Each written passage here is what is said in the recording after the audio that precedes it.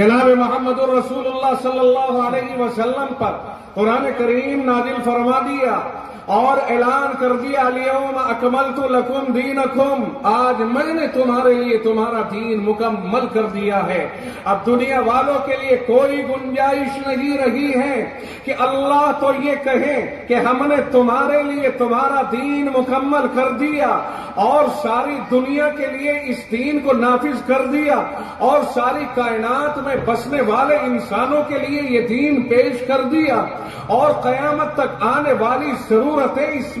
اس سے وابستہ کر دی گئی۔ اللہ تو یہ فرمائے کہ ہم نے قرآن نازل کر دیا، تمہارے لیے تمہارا دین مکمل کر دیا ہے، اور دنیا والے کہیں کہ اس کے علاوہ قرآن کے علوم کے علاوہ اور دوسری چیزوں کو بھی اس سے اوپر سمجھا جا سکتا ہے کہ نہیں، ضرورت ان کی ہے، اس کی نہیں ہے، یہ تو پرانا ہو گیا ہے، یہ تو بہت پرانی باتیں ہو گئی ہیں، مولویوں کی باتیں تو بہت نیچے جا چکی ہیں، ترقیات کا ان سے کوئی تعلق نہیں ہے، ترقیات تو یہودیوں کے یا عیسائیوں کے تیار کردہ علوم اور منشور کے اندر ہے۔ اگر کوئی ایسا سوچتا ہے، اور وہ عوام نہیں بلکہ اہل علم بھی، کوئی قرآن کا حامل بھی ایسا سوچتا ہے، تو پھر وہ قرآن کریم کی ناقدری کر رہا ہے۔ قرآن کریم میں جب رب نے کہہ دیا کہ ہم نے تمہارے لیے تمہارا دین مکمل کر دیا ہے، تو اب اسلام کے علاوہ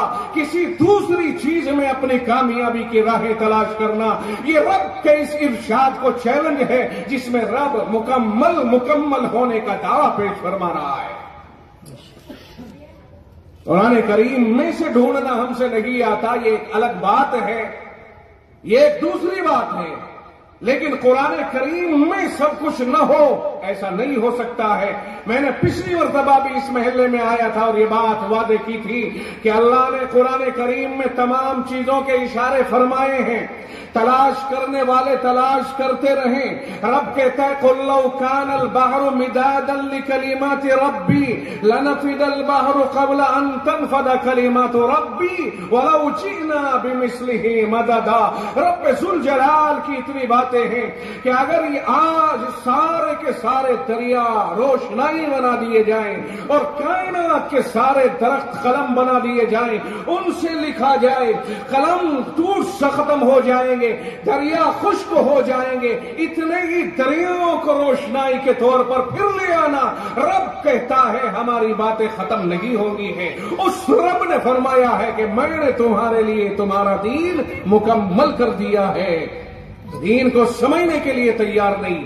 دین پہ آنے کے لیے تیار نہیں۔ وہ کون سی یونیورسٹی تھی جس میں محمد الرسول اللہ صلی اللہ علیہ وسلم نے پڑھا تھا؟ ظاہر ہے کہ رب نے جبریل امین کو پیغام بھیجنے کے لیے منتخب فرمایا، پیغام رب کا ہوتا تھا، بند لفافہ ہوتا تھا، اور پیغام پیش کرنا جبریل کی ذمہ داری ہوتی تھی، سمجھنا رسول اللہ صلی اللہ علیہ وسلم کے ذمہ تھا، سمجھانا رب کے ذمہ تھا، لانے کے لیے جبریل مکلف تھے۔ کتنی باتیں وہ ہیں کہ جبریل کو بھی نہیں پتا، میرے محبوب کو رب ذوالجلال نے ان کو سمجھایا ہے۔ اور کچھ اوقات ایسے بھی آتے تھے کہ اللہ کے اتنے قریب رسول اللہ ہوتے تھے کہ کوئی ان لمحات میں اللہ کے اتنا قریب نہیں ہوتا تھا۔